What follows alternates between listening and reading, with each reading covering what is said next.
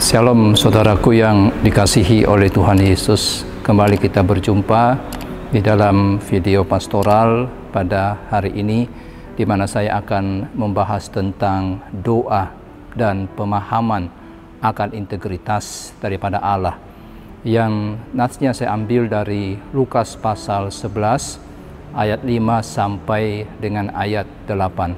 Saya akan bacakan buat kita sekalian.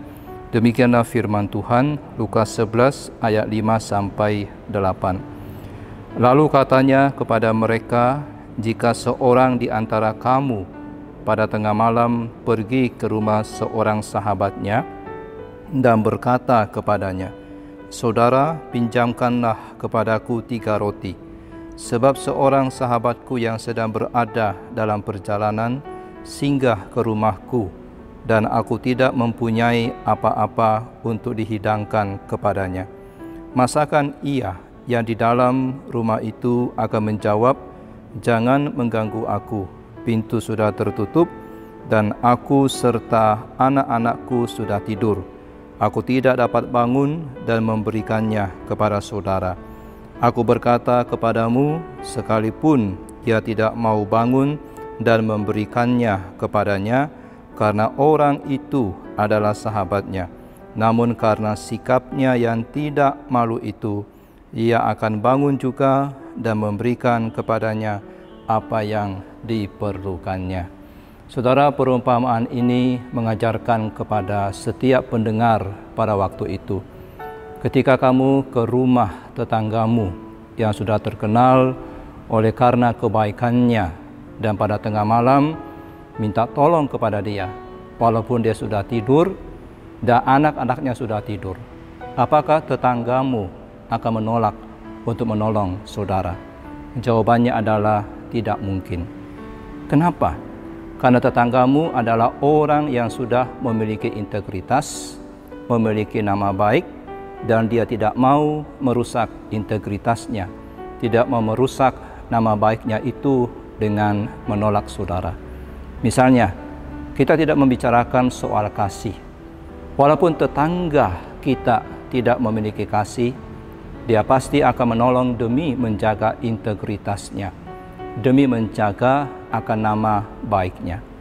Nah, Tuhan yang kepadanya kita memohon, yang kepadanya kita berdoa, itu memiliki integritas, memiliki nama besar, memiliki nama baik, memiliki kesetiaan karakter yang jauh lebih baik daripada manusia berdosa.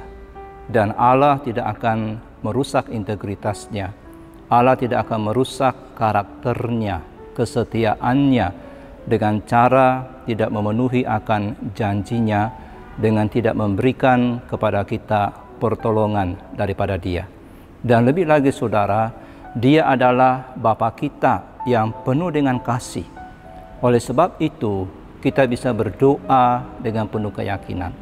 Kalau tetangga saja yang tidak menyukai kita mau menolong kita kalau kita datang kepada dia pada tengah malam, maka lebih lagi Allah yang mengasihi kita akan mendengarkan doa kita.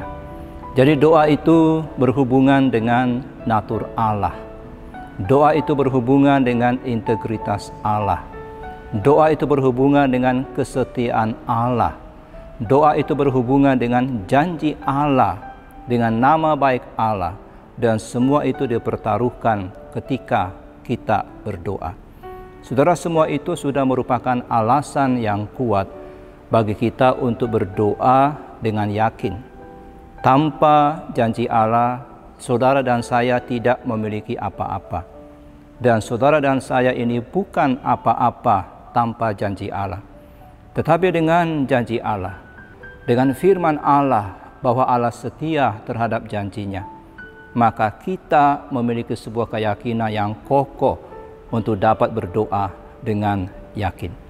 Nah, jaminan bagi janji Allah adalah Allah sendiri. Jadi Allah berdiri di belakang janjinya. Tuhan berdiri di belakang janjinya, dan kita bisa mempercayai akan Tuhan karena Ia sudah berjanji demi keberadaannya sendiri.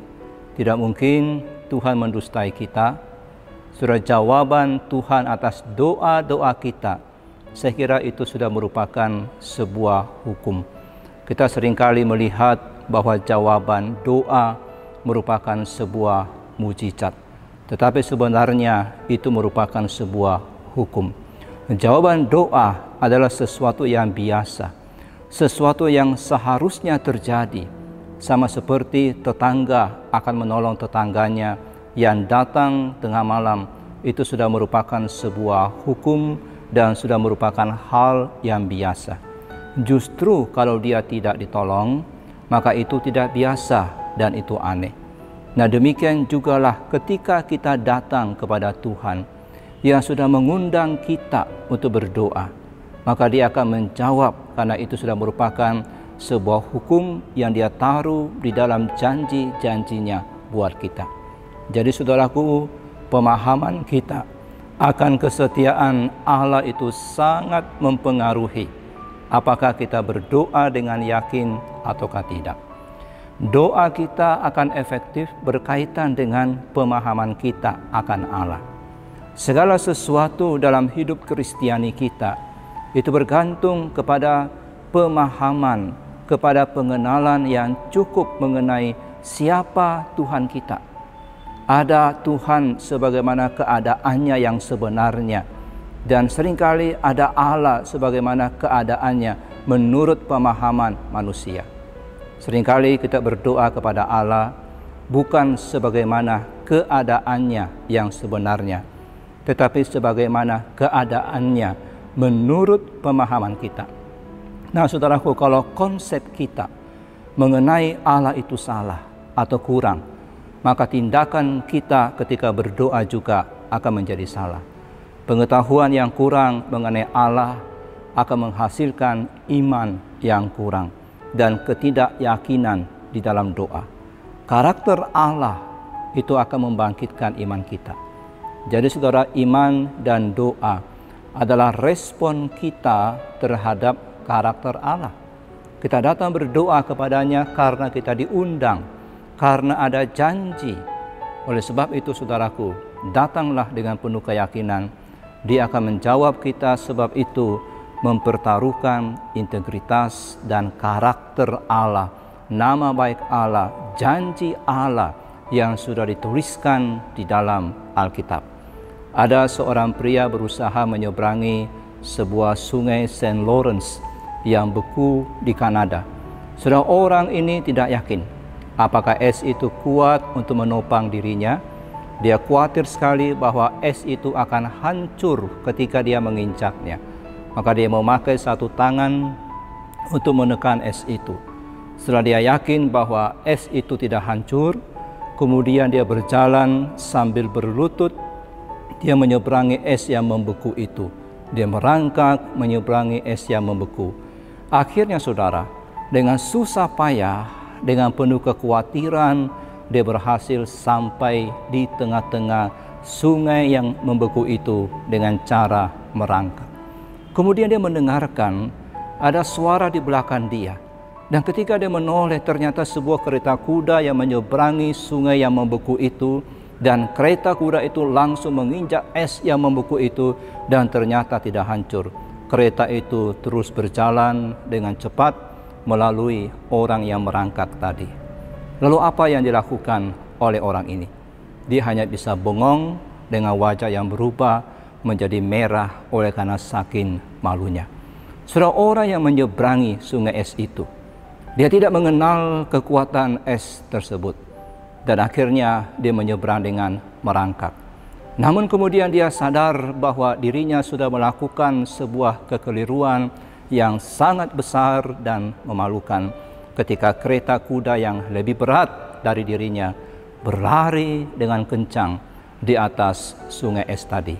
Dirinya salah menilai kekuatan sungai es tersebut, dan akibatnya dia menyeberang secara tidak efektif. Saudaraku, hal ini seringkali terjadi dalam kehidupan doa orang Kristen. Kita berdoa, tapi kita tidak paham kepada siapa kita berdoa. Kita berdoa kepada Allah menurut apa yang kita pahami mengenai Allah. Akibatnya adalah seperti orang yang tadi merangkak di atas es yang kuat, dirinya penuh kekhawatiran dan tidak efektif di dalam berdoa. Saudara, doa kita akan efektif ketika kita memahami karakter Allah yang berintegritas. Mari kita semakin meningkatkan pengenalan kita akan Allah, pemahaman kita tentang siapa Allah kita, dan ini akan mempengaruhi efektivitas kita ketika berdoa. Amin.